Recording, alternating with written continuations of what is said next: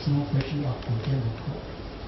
So I gave a 3-hour statement to debunk all the so-called charges.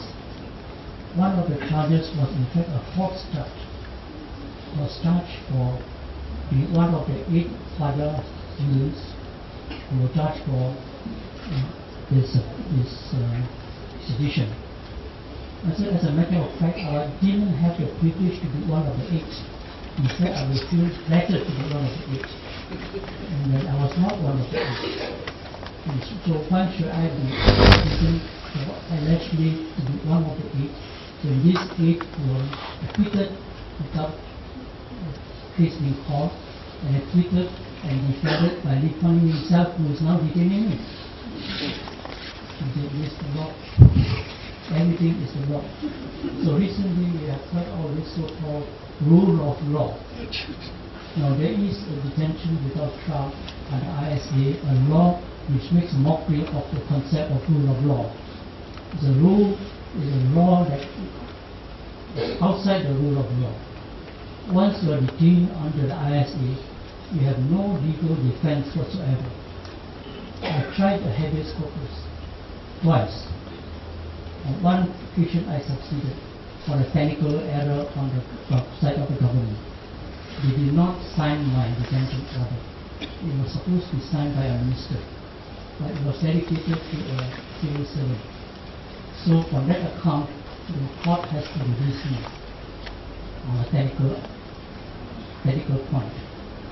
So when I was released, there were the special guns waiting for me outside the Queenstown prison. I was re-arrested 1 minute later. It's a mock release. And for that habeas corpus, I was punished by being sent to the most hideous of all detention centers, the Central Police Station Pickpockets. That was a place that is not fit to keep human beings, animals, let alone human beings. And the place was so dark, so stinky, and so ill ventilated that you cannot stand inside for more than 24 hours. But I was locked in there for 24 hours a day. And the whole place was infested with bugs. I had a lot of bugs for company. There was no reading material. The lights were so dim that I could hardly see the crease on my hand. So immediately the 5 of us went on hunger strike. And my ulcer bled, and I had to be transferred to the hospital.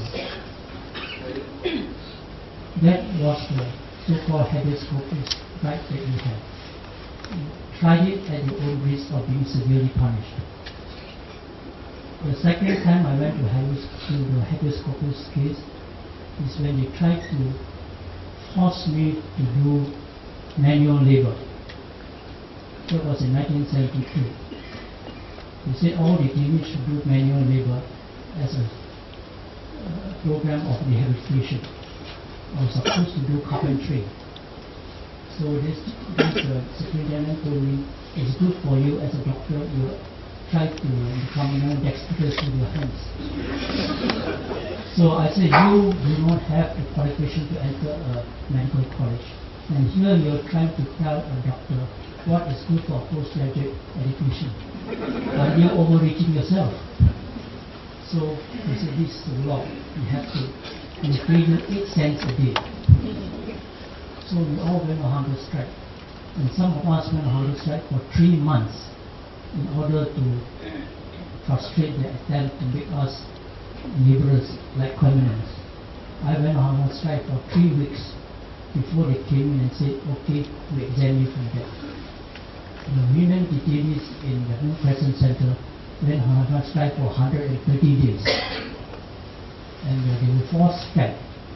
Some of them vomited after being fed by the milk by the tube, inserted forcibly into their esophagus.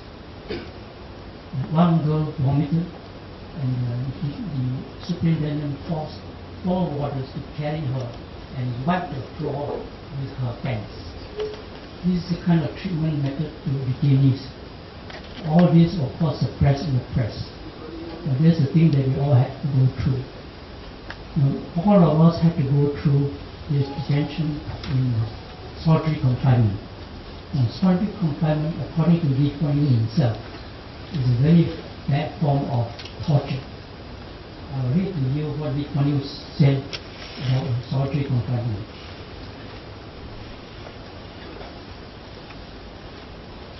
Quote, "The biggest punishment a man can receive is total isolation. In a dungeon, black and complete withdrawal of all stimuli. That is real torture." Lee Kuan Yew, January 2008. Although he knows that it's real torture, he had no compunction in meting out this real torture to all detainees without exception. Some of us had to undergo this real torture